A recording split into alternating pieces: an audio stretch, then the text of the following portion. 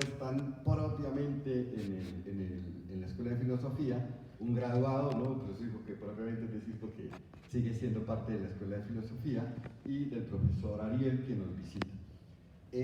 Vamos a empezar, como está pactado en el programa, con la conferencia de Juan Camilo Parra, que trae una presentación titulada Entre cultura y filosofía, diferenciación y aproximación en la vida cotidiana.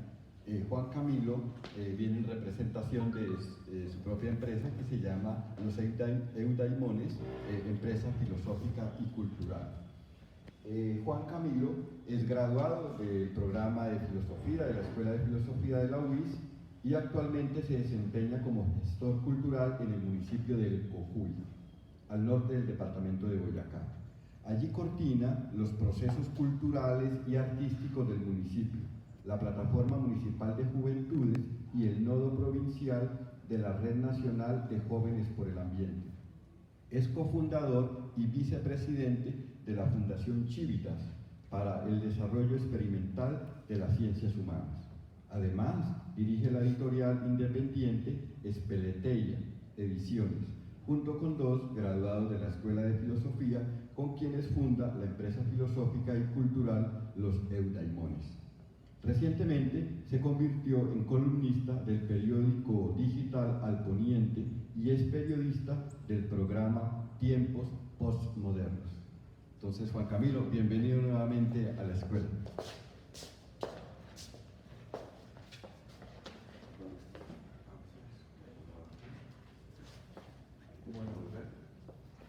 Buenos días. Gracias al profe Rafa por esa presentación que siempre las piden. Yo soy malísimo para las presentaciones con esas formalidades, que son unas tonterías, pero que son tonterías a las que uno tiene que prestarle atención. Yo tengo a alguien que me colabora en eso, entonces yo creo que con todo lo que le dijeron de mi presentación es muy poco realmente como me puedo presentar ante ustedes y como me pueden conocer. Yo creo que hay dos cosas fundamentales con las cuales me les puedo presentar y que quiero que me conozcan. La primera es que yo escribo y la segunda es que yo aspiro a ser un buen filósofo, sea lo que signifique eso. Ya con eso, pues quiero agradecerles a los organizadores del evento, al profesor Rafael y al profesor Jorge Pulido, que no lo conocía y quien fue el que me escribió formalmente para participar de este evento. Les agradezco porque nosotros tal vez que estamos ya en otro estadio, haciendo proyectos culturales y gestión cultural, estamos como muy distanciados de estas actividades académicas y a veces pensamos y añoramos lo bonito que es estar compartiendo con estos espacios, las personas que vienen acá y lo que podemos aprender todavía dentro de la universidad. También porque para nosotros, desde la gestión cultural, hemos intentado establecer el diálogo de la filosofía con diferentes disciplinas, desde mayormente culturales, para comprender y radicar una comprensión más amplia de lo que es la experiencia cotidiana. Para nosotros esto implica una labor con la cual pusimos el título que era Diferenciación y aproximación en la vida cotidiana de la cultura y de la filosofía. Sobre todo porque estos diálogos nos permiten ver cómo las diferentes disciplinas y las diferentes ciencias tienen perspectivas sobre la comprensión del mundo, cómo ellos también perciben la experiencia cotidiana, la existencia y cómo ellos perciben realmente lo que es vivir. Entonces, la necesidad de integrar estas cuestiones, estos diálogos, no solo nos enriquecen a nosotros como personas, sino que también colabora a que nosotros podamos presentarnos desde una manera no tan académica, que siento que a veces es un rigor que ustedes quieren poner, que quieren presentar, que es sacar la filosofía a la calle. Estos diálogos también lo permiten con las diferentes ciencias dentro de la universidad para, decía, los desafíos de cara a la sociedad, y esto nos permite, sobre todo a nosotros como estudiantes y por ejemplo nosotros como graduados, también presentar otra forma de querer integrar la filosofía a diferentes disciplinas. Entonces, estos diálogos para nosotros que estamos haciendo gestión cultural nos permite con esa comprensión realmente tener un ámbito práctico ante los problemas de las necesidades sociales, y eso es lo que tal vez siento que a veces es una necesidad que ustedes quieren tener como estudiantes, y es cómo responder prácticamente a problemas del ámbito social. Y con estos espacios, con las diferentes disciplinas, dialogando, siento yo que se puede lograr. Yo escogí el título porque a menudo cuando presentamos nuestros trabajos y nuestros proyectos, pues a la gente de afuera, a la gente que usted dice que están allá en la calle, a las instituciones y a los participantes de nuestros proyectos, les gusta y nos dicen que les parece muy interesante, aunque no nos gusta tanto la palabra, la forma en la que nosotros hacemos filosofía o cómo metemos la filosofía dentro de la cultura. Y yo no les voy a negar que al comienzo eso me gustaba mucho, me gustaba cómo sonaba eso, que nos dijeran pues filósofos o que estuviéramos llevando la filosofía uniéndola con la cultura. Pero yo un día caí en la cuenta, y era lo que yo quería tener ayer con las preguntas que les hacía a los compañeros de los colectivos culturales de acá de la escuela, de cómo podíamos diferenciar la cultura de la filosofía, o si pensábamos realmente que todo lo que nosotros hacemos es filosófico solo por estudiar filosofía o por habernos graduado de la carrera, o realmente también tenemos un ímpetu y una vocación filosófica. Entonces, yo caí en la cuenta de que realmente yo estaba haciendo proyectos culturales, estaba respondiendo a problemáticas sociales a partir de proyectos culturales con manifestaciones artísticas, y que realmente me estaba separando mucho de lo que era la filosofía, de lo que eran los problemas filosóficos, casi ni los abordaba.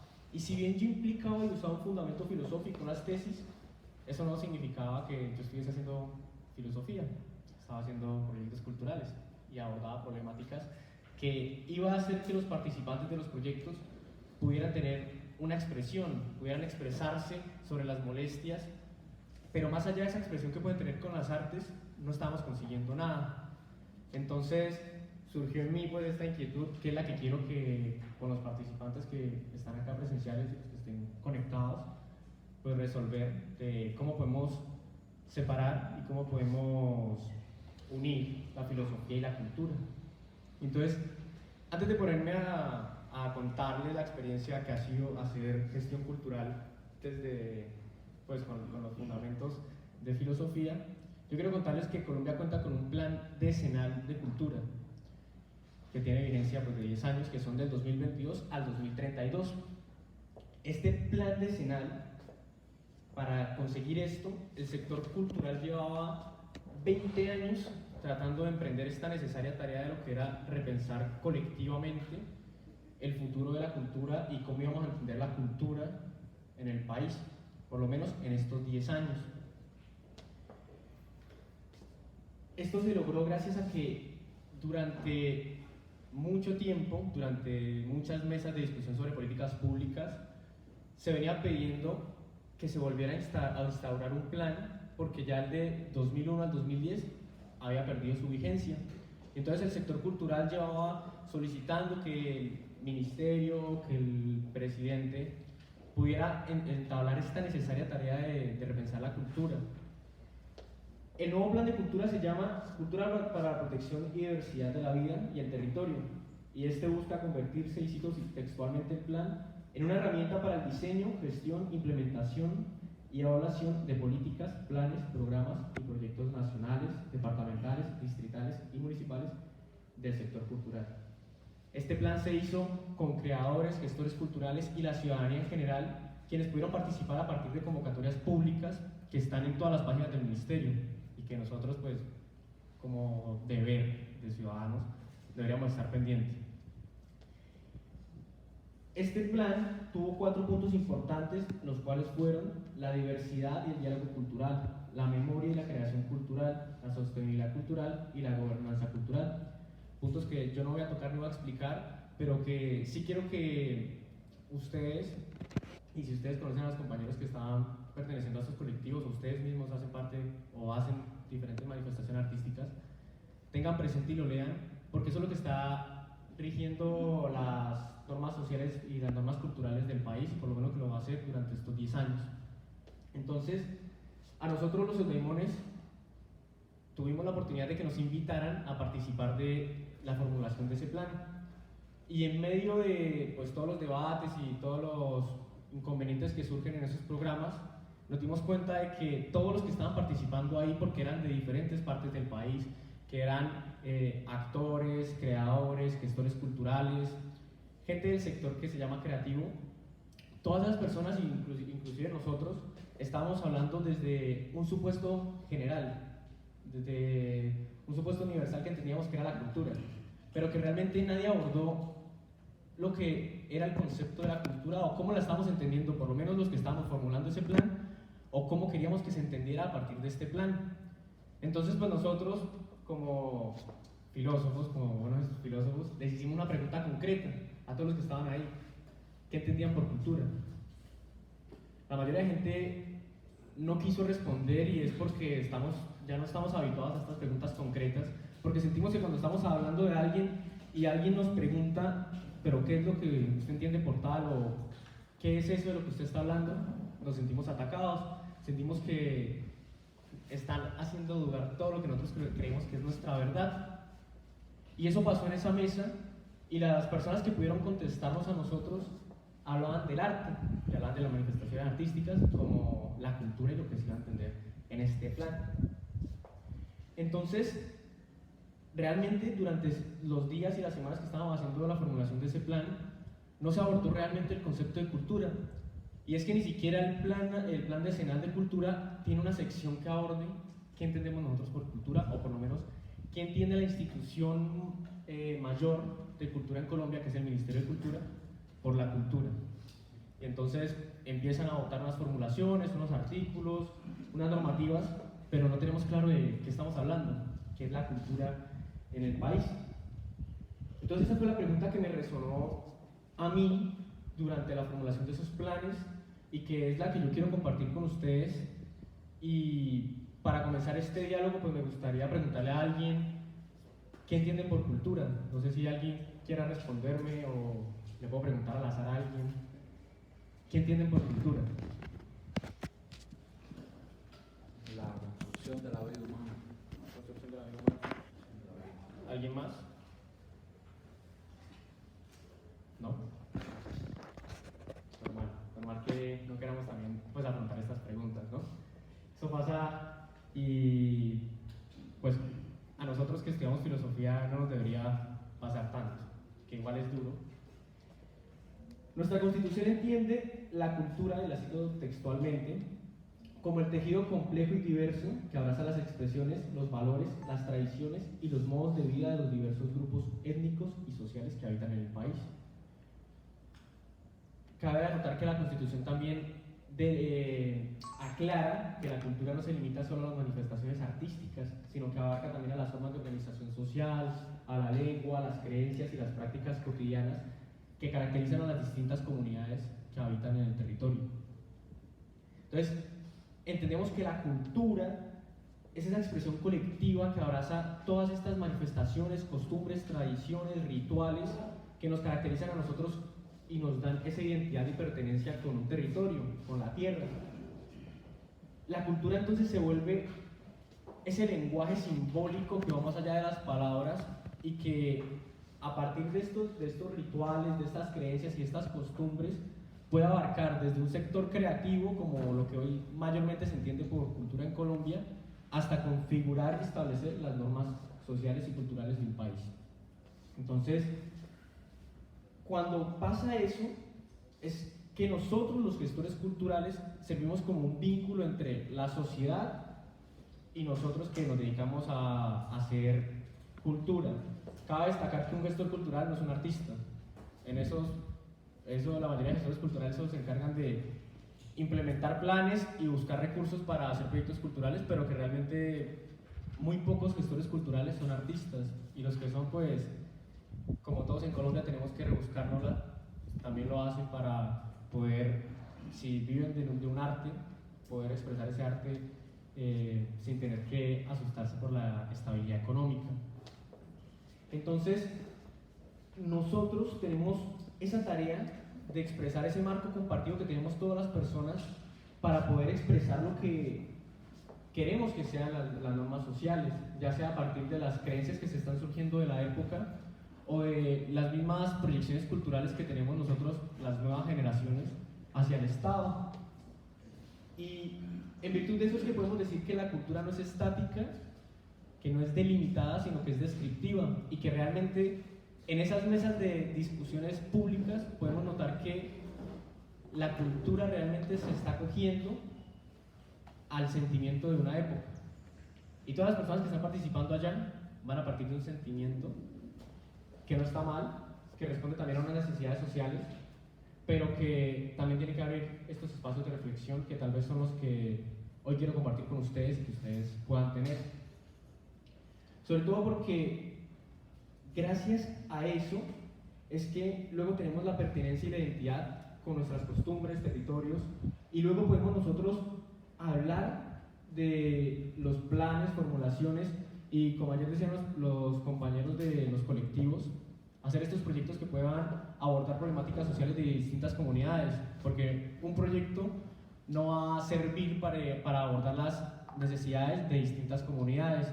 Tenemos que ser selectivos, tenemos que aprender a leer eso. No podemos trabajar con la gente de acá abajo de San Rafa como con la gente de cabecera. Tenemos que también leer qué necesidades hay en los diferentes espacios de una misma ciudad, los jóvenes, los adultos, los niños. Y para eso tenemos que estar pendientes de estas normatividades sociales que son las que están estableciendo cómo hacerlo. Usualmente todos estos conceptos y conceptos con los que se hacen las normas se consiguen a partir de mesas de experiencia. En esas mesas de experiencia realmente se invita a cualquier colombiano que quiera participar. Obviamente el Estado ya tiene una lista y un observatorio de gestores culturales, de gente del sector cultural, que es el sector creativo, los que se encargan de hacer los festivales, los encuentros y todas las ferias, como el Festival de Blancos y Negros, el de las Flores, y lo reúne unas semanas para establecer lo que queremos hacer con cultura. Y esas mesas de experiencia no son las mesas técnicas. En esas mesas de experiencia simplemente vamos a ver que hay unas necesidades que la gente, incluso que no esté en el sector de la cultura, quiere abordar a partir de unos proyectos.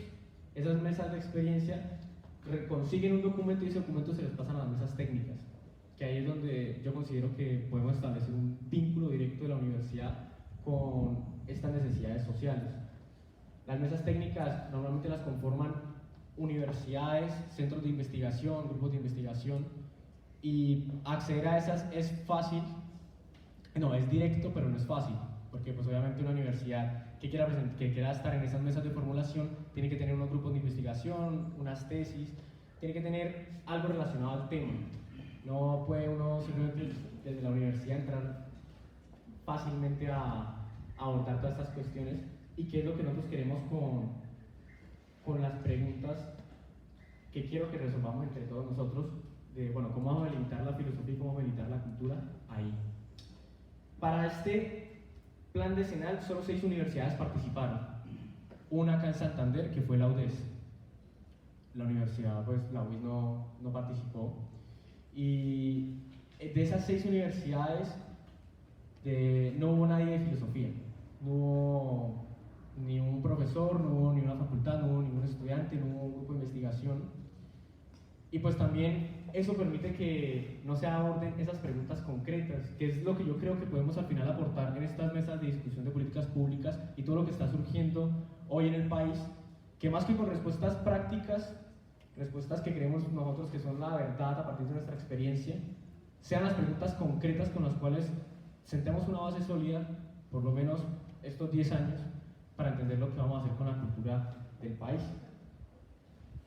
Y eso es lo que cuando a mí me preguntan cómo yo desde la filosofía, porque pues cuando uno dice que bueno, estudio filosofía, de una le tienden a decir filósofo, puedo aportar estas construcciones, porque como les dije, yo no puedo participar en las mesas técnicas porque no represento ninguna universidad y no represento ningún grupo de investigación. Yo solo puedo ir a las mesas de experiencias y a las pocas mesas técnicas que me han podido invitar, les puedo responder que la filosofía, que yo considero que puedo aportar a partir de la filosofía, es con algo sencillo y es ver la filosofía como esa disciplina fundamental que concibe y trata de comprender la experiencia cotidiana. No porque nosotros tengamos una verdad, no porque nosotros tengamos certeza, sino porque nosotros podemos ver la totalidad de las cosas, que es lo que se supone debería ser la filosofía, poder ver la totalidad de las cosas, de los hechos sociales, de los problemas, de las ideas, y con eso podemos abordar pues, ampliamente un horizonte de comprensión sobre nuestra propia situación. Entonces, en lugar de estar ahí nosotros dando esas respuestas prácticas de que la cultura es esto o aquello, pues lo que nosotros hicimos en ese estado fue sumergirnos en lo que la gente nos respondía a partir de su propia experiencia, en cómo ellos concebían la cultura o cómo ellos querían que se concibiera la cultura en Colombia. Nosotros tratamos de buscar ese lenguaje común con el cual empezar estos diálogos y empezar estas normativas nuevas. Realmente no pudimos hacer gran cosa porque fuimos invitados a la última parte de este plan decenal y que realmente desde mi punto de vista, de lo que yo pienso, no me gusta cuando se están abordando las cuestiones culturales, ya sean marcos legales, con las convocatorias públicas, con lo que se está ofreciendo. Y siento que en parte lo tenemos nosotros la culpa, tanto los estudiantes, los egresados, los profesores, la escuela, la facultad, la universidad, porque considero que estos asuntos públicos y legales los estamos dejando de lado. Y ustedes escuchan todas esas mesas de experiencia que el país lo hicieron los abogados, y en parte es cierto. Todas esas normatividades y todas esas cosas las están haciendo los abogados, y no es que esté mal, pero nosotros tenemos también una comprensión de la experiencia humana que puede enriquecer, puede aportar esas preguntas concretas. Yo siento que es lo que al final va a hacer que nosotros podamos entablar un diálogo enriquecedor, que cultive realmente esperanzas, lo que queramos cultivar con ideas. Y entonces, cuando nosotros vamos a esas mesas y hacemos esas preguntas concretas, eso es lo que siente un fatigoso de la filosofía, que nosotros queramos volver otra vez a las cosas y decir, hey, espérense, esto no es tan así. ¿Por qué decimos que la cultura es esto? ¿Por qué decimos que algo es algo? Y es necesario hacerlo, porque lo que le digo, a veces nosotros hablamos desde nuestra verdad, a partir de nuestra experiencia, y nos enceguecemos, cada uno lo hace en cierta medida, pero en esos estados en los que estamos construyendo sociedad, pues deberíamos no hacerlo, y eso es lo que permite la filosofía, que creo yo que es lo que debería permitir, que cada uno pueda quitarse esos prejuicios, que cada uno pueda quitarse sus opiniones y entrar realmente a dialogar, que es lo que al final se busca en estas mesas de experiencia y en las mesas técnicas, dialogar y construir. Entonces, que nosotros lleguemos allá después de que la filosofía no haya abordado estas problemáticas, es lo que ha hecho que hoy se hable de la utilidad o inutilidad de la filosofía y que nosotros tengamos que hablar de eso incluso en nuestras cátedras, en nuestros seminarios, sobre todo porque entendemos que este problema no solo viene de ahí, sino también viene del sector educativo, que sí, que corresponde al mercado laboral y que el mercado laboral es algo inestable y que realmente hoy pues se tiene que educar para lo que sea útil en cada momento y cada vez hay nuevos avances tecnológicos y hay que ser útil en ciertas cosas y útil en estas cosas, y la filosofía ya no está realmente respondiendo a nada de estas problemáticas de estas nuevas generaciones afuera, que es lo que ustedes, que es lo que yo siento que decían ayer de sacar la filosofía a la calle. Creo que es ahí donde tal vez tenemos un punto de acercamiento, pero que también nos distanciamos terriblemente.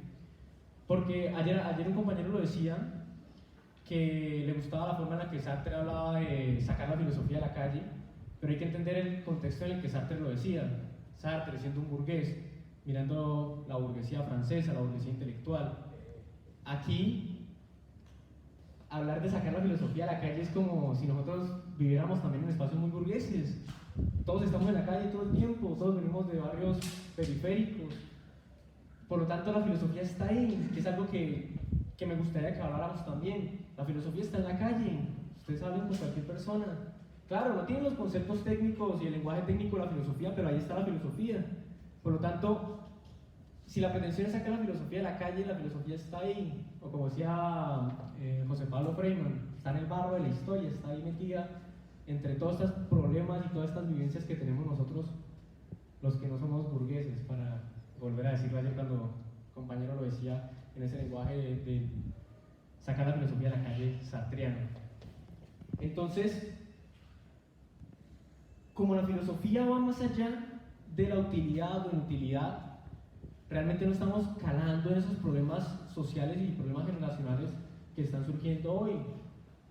Ya vemos, y ahí donde llegamos a decir que tal vez ya no hay jóvenes, no hay estudiantes, no hay niños que quieran entrar a estudiar filosofía, y yo siento que también es porque en cierta forma nosotros estamos viendo la filosofía en un carácter utilitarista, Le decimos a la gente, no, es que la filosofía le sirve para argumentar mejor, para pensar mejor, estructurar mejor tal cosa.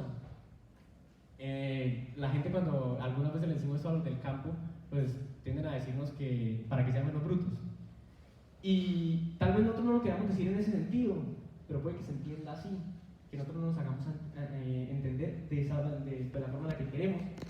Entonces, como nosotros también estamos pensando en la filosofía en carácter utilitarista, no hemos calado bien en estos problemas sociales, en estos problemas generacionales, y eso es lo que siento yo que nos hace falta.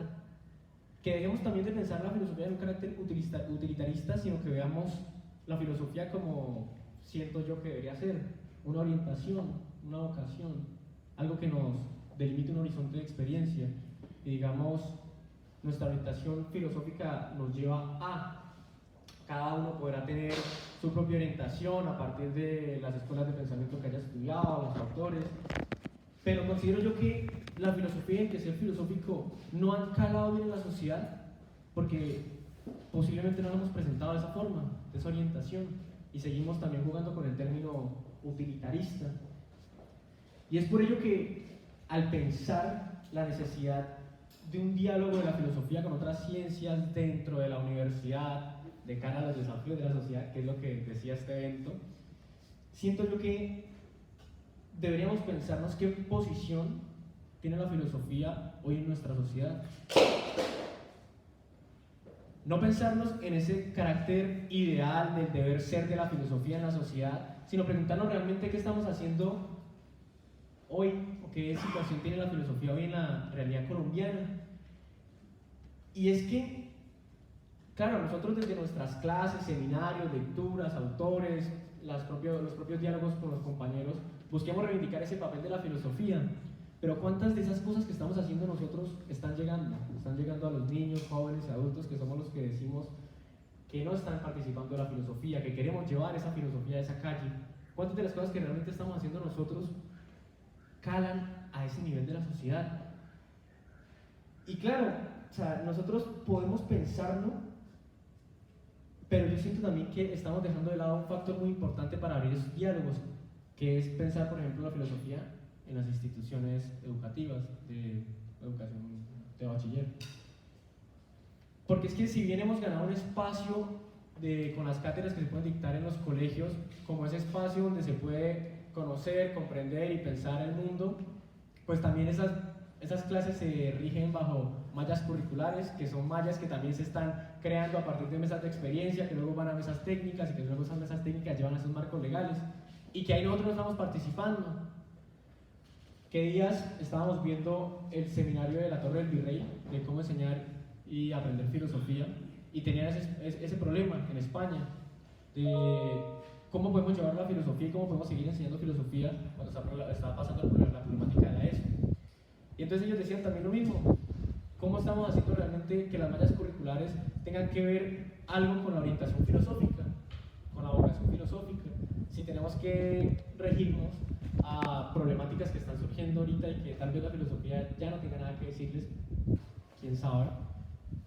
Porque claro, cuando nosotros en el siglo XIII la Iglesia tomó la filosofía para fundamentar pues todo el conocimiento, y aquí en Colombia en el siglo XIX la filosofía estaba encargada de incrementar los niveles de inteligencia de la nación, y por eso la filosofía y los profesores de filosofía eran encargados de fortalecer las habilidades de lectura y escritura, pues entendíamos generalmente porque hablábamos de utilidad o inutilidad de la filosofía, porque tenía un fin, tenía una orientación, incrementar los niveles de inteligencia.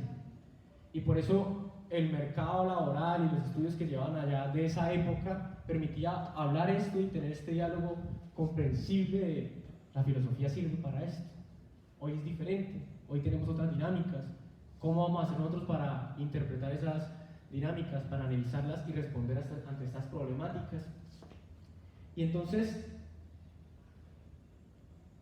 tal como lo señala el profesor Óscar Pulido Cortés de la UPTC, voy a citarlo textualmente, la enseñanza de la filosofía se ha convertido en un discurso repetitivo y falta de sentido para leer las realidades contemporáneas, lo que impide que la apertura de estos espacios para el debate sea efectivo, porque ya no son temas de interés para los adolescentes y los jóvenes.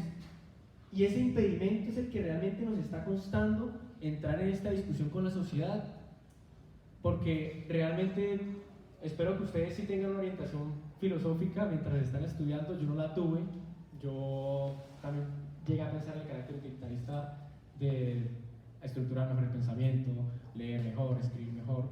Fue ya una vez graduado que pensé, y de hecho fue hace muy poco que pensé en esto, sobre qué orientación tengo con la filosofía de verdad, qué orientación me da la filosofía a mí para vivir, para tener mi experiencia vital, ver la filosofía como una actitud vital. Ayer la profe Mónica lo decía, qué estamos haciendo con la filosofía y cómo con estos lenguajes formales, creativos, estamos tal vez sí matando el pensamiento, tal vez estamos haciendo lo que no queremos. Y les pregunto a ustedes, y no para que me respondan, sino para que se lo pregunten, ¿qué orientación filosófica tienen ustedes? ¿Qué orientación vital tienen con la filosofía? Cuando pienso en los estudiantes de filosofía ahorita, y me pienso a mí como estudiante de filosofía, yo era muy cansón, era cansoncísimo con todo ese conocimiento que me estaba llegando, y decía que tal vez, claro, en esa misma actitud que yo tenía como una exclusión hacia la gente que no pensaba, que no leía filosofía, que no leía los autores. Y entonces recuerdo las palabras de un fenomenólogo, Jan Patočka, el último alumno de Husserl, que son las palabras con las que comienza Platón Europa, que es una transcripción de un seminario privado que él dictó en el 73, y que voy a permitirle citar textualmente. Hoy en día no es raro ver que la gente se reúna para hablar de cuestiones abstractas o sublimes, cuestiones adecuadas para elevar el alma y el espíritu, y por ello mismo, o al menos así se espera, para disipar aunque solo sea un poco la angustia que, en cierto modo, es nuestro destino común. Todo esto es muy hermoso, pero en cuanto a su alcance, estas discusiones no parecen ir más allá de un mero pasatiempo de ancianas. El sentido de la reflexión filosófica no reside en eso. La reflexión filosófica debería ayudarnos en nuestro desamparo, debería ser una suerte de acción interior en la situación en la que nos hallamos. Y de ahí de que yo piense en cada momento, en cada mesa de experiencia, en cada mesa técnica, cada vez que formulo un proyecto, ¿cuál es la situación de la filosofía hoy en Colombia? ¿Y qué puedo decir yo, habiendo estudiado filosofía, sobre la filosofía en Colombia? Al comienzo, cuando empecé a hacer gestión cultural, fue algo que surgió porque no pude acceder a la maestría, porque estaba engolosinado con leer y dije, voy a acceder a una beca. Y luego cuando uno llega a graduarse se estrella totalmente porque, bueno, o no estudié nunca el idioma para acceder a una beca en Europa, o no tengo los recursos, o no tengo todas esas habilidades que se requieren para solicitar una beca. Y entonces dije, pues yo hacía proyectos en la universidad, voy a hacer proyectos culturales. Y así fue como empezamos a hacer todo esto, toda esta gestión. Y para no sentir que estaba dejando la filosofía de lado, yo me convencía realmente y constantemente de que todo lo que estaba haciendo, todos los proyectos culturales que yo estaba haciendo, los abordaba en virtud de una vocación filosófica. ¿Cuál era? Pues no lo sabía, pero que yo lo estaba haciendo, que realmente la filosofía era la que me servía a mí para abordar todos esos problemas sociales, y con todo eso yo empezaba a presentar que éramos una empresa filosófica y cultural, y la gente pues me decía, no, ¿y por qué filosófico? No, pues porque estudié filosofía. Y entonces caía otra vez en la pregunta, bueno, ¿todo lo que yo hago es filosófico solo porque estudié filosofía o no? Y cuando presentaba mis proyectos, yo realmente lo creía, que así estaba comenzando mi lucha por situar la filosofía en Colombia. Yo sentía que con todos los proyectos culturales que estaba haciendo, realmente posicionaba la filosofía y hablaba desde la filosofía allá, de lo que ustedes dicen, la calle. Y sentía que realmente estaba siendo efectivo, porque una persona podía entrar a estudiar filosofía, porque podía ayudarle a alguien en su existencia a disipar algo, pero que realmente pues no me importaba. Y era realmente lo que me importaba. Y yo insistía en que constantemente mis proyectos se diferenciaban fundamentalmente porque yo utilizaba unas bases filosóficas, unas tesis filosóficas, que era justamente lo que yo quería preguntarles ayer a los muchachos del colectivo, si ellos tal vez no estaban haciendo lo mismo, y tal vez eso no implicaba como una mala lectura nuestra de la sociedad. Y de hecho, pues Laura, que está acá, no me deja mentir con lo que les estoy diciendo, que nosotros presentábamos, cada vez que nos preguntaban por qué hacíamos gestión cultural y por qué nuestros proyectos podían ser diferentes, presentábamos eso, decíamos que queríamos situar la filosofía en Colombia, que queríamos llevar la filosofía a la calle y queríamos hacer todas esas proyecciones magnánimas de unas ideas fantasiosas y pues nosotros nos metíamos en unas ideas estrambóticas de cómo lo estábamos haciendo, que realmente no éramos efectivos, que realmente estábamos haciendo, que a la gente le gustaba hablar de filosofía, que llegaban a ese punto y que ese era nuestro método, nuestra misión, nuestra visión, hablar desde filosofía porque éramos estudiantes de filosofía, porque no teníamos una orientación, no teníamos unos objetivos. Y entonces hablábamos de estas esperanzas y que tal vez esas fantasías nunca iban a llegar a la realidad, que simplemente eran fantasías que nosotros queríamos poder materializar, pero que posiblemente no lo íbamos a lograr nunca, lo cual no está mal. Constantemente también nos repetimos las palabras de Sábato, en el que él se proponía hacer cosas grandes y de ahí a que él las lograra pues era otra cosa. Pero yo considero que pues esas ideas estrambóticas, esas fantasías que nosotros teníamos con la filosofía fue lo que nos sirvió de un primer fundamento en estos 3 años para hacer lo que hemos hecho. Y por eso hoy en día preguntarme, bueno, ¿cómo diferencio la filosofía de la cultura? ¿Cómo las acerco?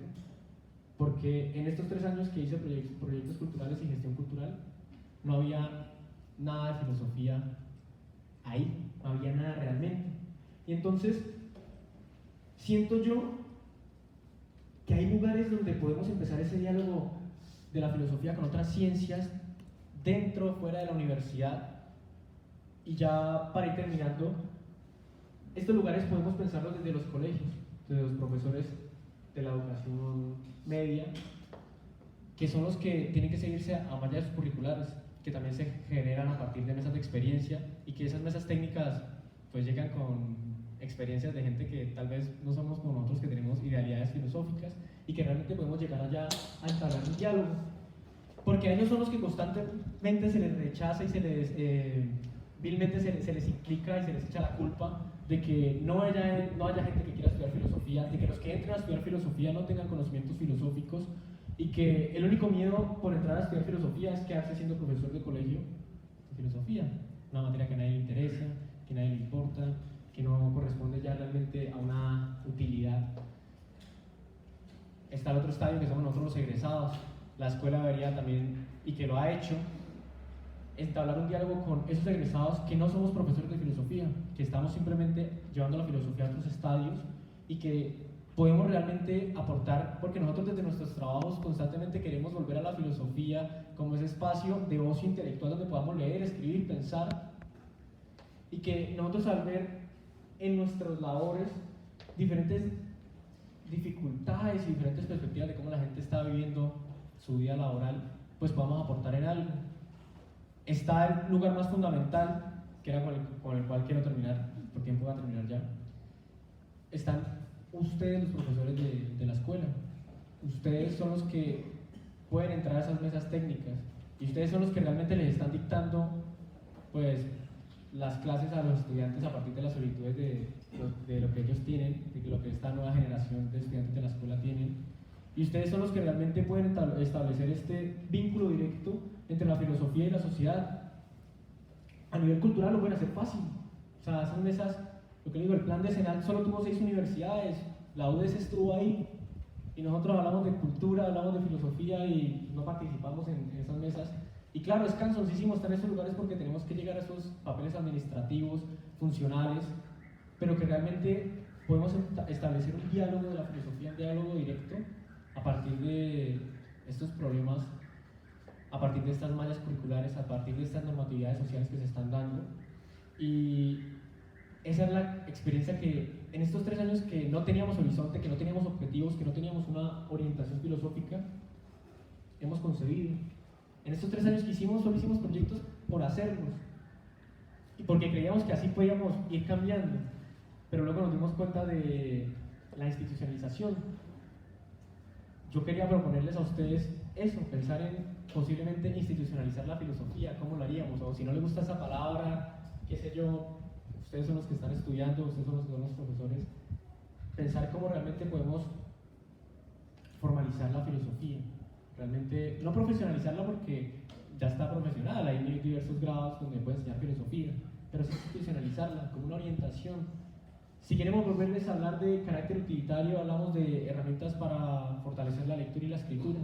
pero pensemos en esa orientación vital, en esa actitud vital que tal vez nos falta, que tal vez se resiente, y que ayer decían, este gobierno puede ser un gobierno de cambio, pero ¿cuánta gente, si queremos aportar algo de la filosofía, cuánta gente de la filosofía está haciendo algo en esas mesas de discusión, en esas mesas prácticas realmente, que son los lugares donde podemos abordar la filosofía y que realmente con eso podamos establecer este diálogo con toda la gente que creo yo que estamos cometiendo un error garrafal, creemos que no tiene filosofía, que por eso queremos sacar la filosofía a la calle, que son personas muy alejadas de estos entornos filosóficos y que en nuestra experiencia de estos 3 años nos dimos cuenta que estábamos muy equivocados. Afuera hay mucha filosofía, afuera hay tanta filosofía que en el Cocuy, en la montaña, alejado, al lado de la sierra, antes de que nosotros llegáramos a hablar de filosofía, había alguien que quería estudiar filosofía, que le gustaba leer y que no sabía cómo abordar, y que pudo entrar a estudiar filosofía, y que a partir de esa experiencia de esa persona, ahora ya 4 o 5 muchachos que quieran entrar otra vez, o sea, que quieran acceder a la universidad, porque eso ya es un punto gigante. O sea, alguien de allá entrar a la universidad es impensable, y ahora entrar a estudiar filosofía, ¿para qué? Y entonces, con eso quiero despedirme y quiero realmente terminar esta reflexión con toda esta experiencia que nos ha pasado, y es, ¿realmente lo que estamos haciendo cumple una orientación filosófica? ¿Realmente estamos abordando problemáticas sociales? ¿O realmente estamos buscando simplemente expresarnos a partir de lecturas, escrituras, argumentos, cultura ahorita, sobre nuestra propia percepción de la vida, del mundo, de la experiencia humana? Y si realmente vamos a tener la disposición para abordar todos estos procesos institucionales que son cansoncísimos, son fatigosos, pero que si realmente lo vamos a hacer, porque si lo vamos a hacer tenemos que quitarnos esos prejuicios, esas opiniones que tenemos nosotros, esas creencias, y entablar realmente un diálogo, no porque nosotros seamos evangelizadores y tengamos la verdad o la certeza, sino porque podemos llegar a abordar un diálogo más profundo solo por preguntas concretas, que es lo que nos está haciendo en nuestros diálogos, y que si nosotros no lo vamos a hacer, eso seguirá surgiendo sin nosotros, y vamos a estar toda la vida quejándonos y augurando la muerte de la filosofía y que la muerte del pensamiento crítico, o pues vamos a tomar una acción en un plano social. Así que lo vamos a hacer, ustedes van a estar dispuestos a hacerlo, realmente vamos a situar la filosofía con una acción pequeñita como estar pendientes de esas mesas, o vamos a quedarnos en otros espacios que tal vez tengan fundamentos filosóficos pero que no puedan abordar la filosofía. Muchas gracias.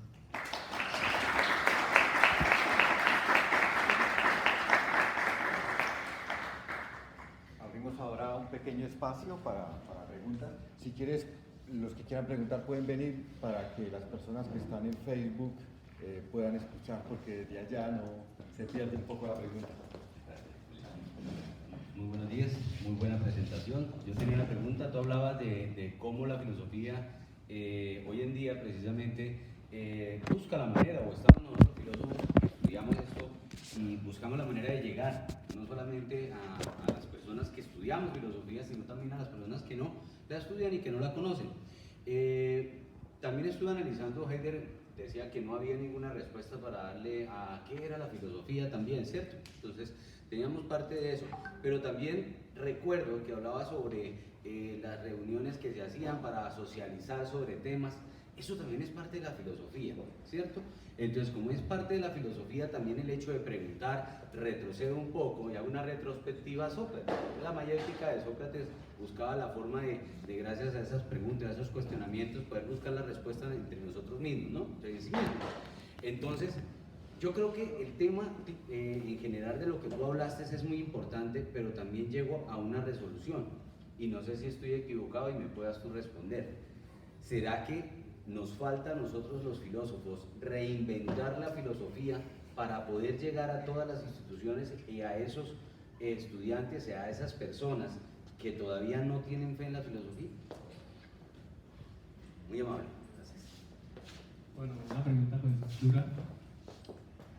Justamente cuando uno quiere dialogar, volviendo a la figura de Sócrates, a la mayéutica, lo primero que tiene que hacer es no querer ganar, no querer decir yo tengo la verdad, ¿no?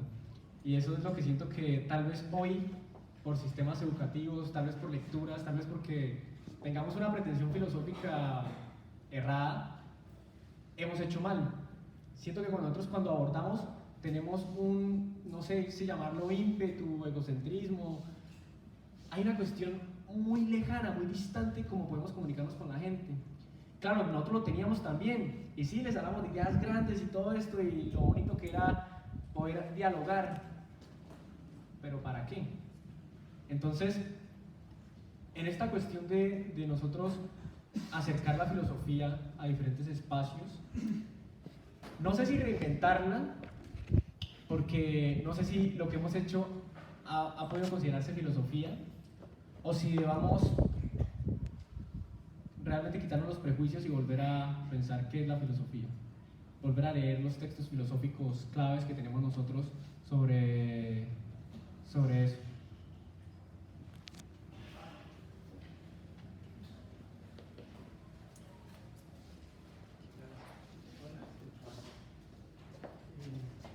Muchas gracias por la presentación, muy interesante. Yo quería preguntar acerca de las pretensiones de la filosofía. Que a veces quería preguntarte cuáles crees que deben ser los objetivos y las pretensiones de lo filosófico. Porque a veces se piensa que los objetivos de la filosofía y las pretensiones son o deben ser gigantescas, como por ejemplo cambiar el mundo, transformarlo, dictar lo que se debe hacer en las ciencias naturales, decir lo que es la verdad para todas las disciplinas y demás, mostrar cuál deben ser los métodos de investigación en general, porque como hablamos en términos, a veces creemos generales, abstractos, si deben ser esos los objetivos de la filosofía, las pretensiones, o las pretensiones de la filosofía deben ser más modestos, más pequeños, como por ejemplo Nietzsche en el segundo libro de Humano demasiado humano y en el primero también decía, no, los objetivos de la filosofía deben ser más pequeños, problemas más particulares. ¿Cuáles deberían ser desde tu punto de vista esas pretensiones, por ejemplo aquí en Colombia, la filosofía en Colombia?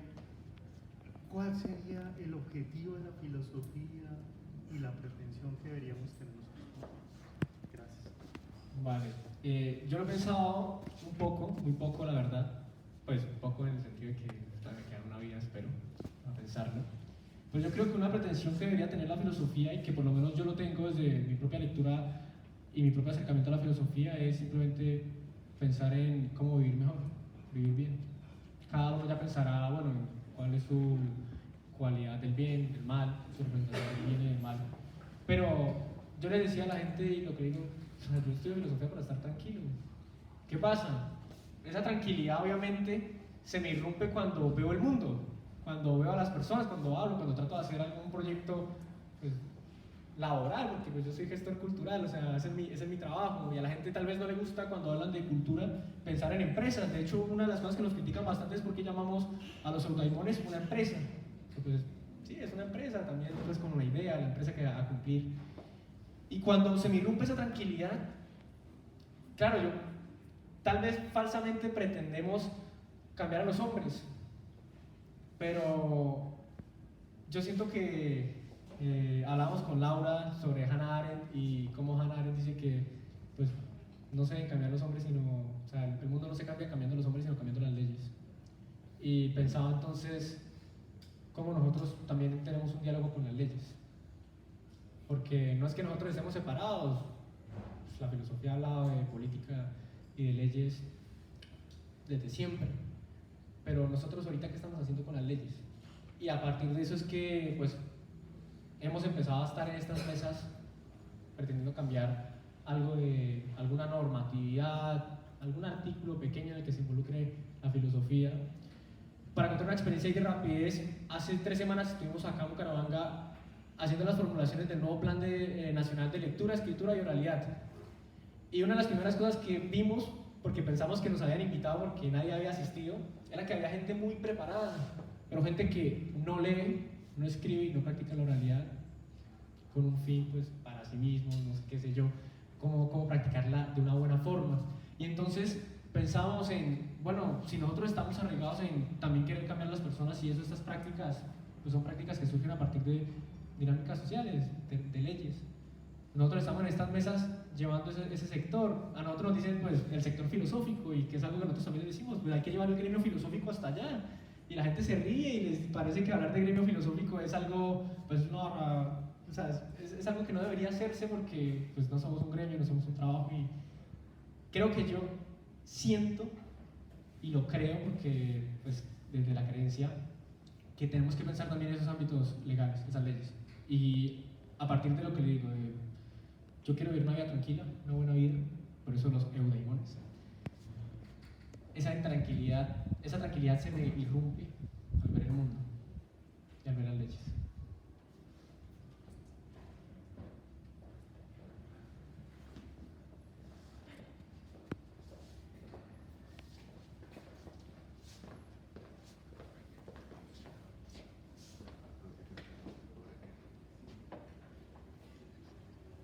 Bueno, mi pregunta es la siguiente.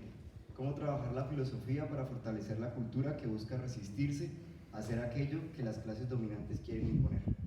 Entendiendo que en muchas ocasiones los proyectos culturales son expresiones de resistencia propios de su modo de organizarse, que son provenientes, como ellos lo llaman, de los barrios marginales, en donde nos resistimos a aceptar la ideología globalizada que se quiere imponer, ya que estos parten por entender el modo a partir de una finalidad de una finalidad que busca fortalecer el modo de producción a fin de satisfacer las necesidades dadas por la clase dominante.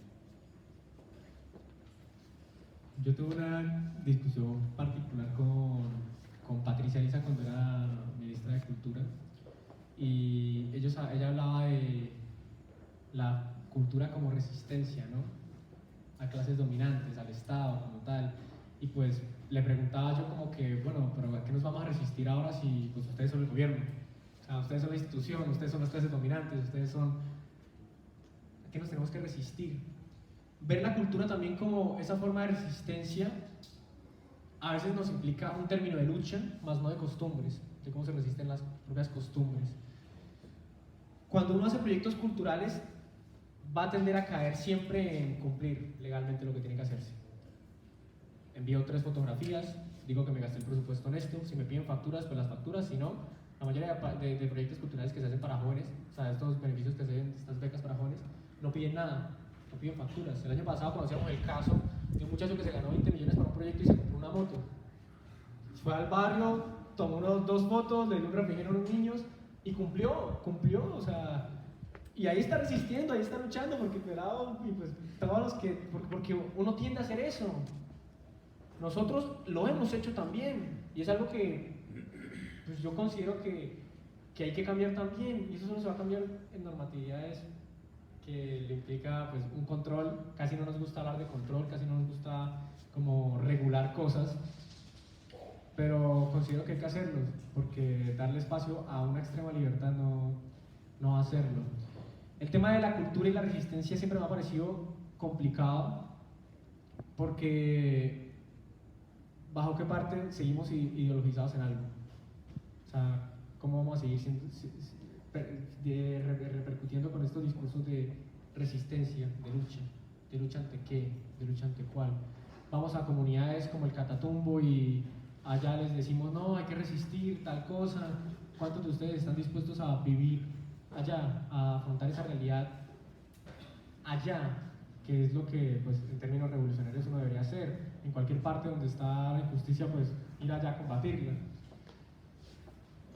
La verdad no tengo como una acción concreta porque yo estoy muy desanimado con los proyectos culturales, con hacer proyectos culturales.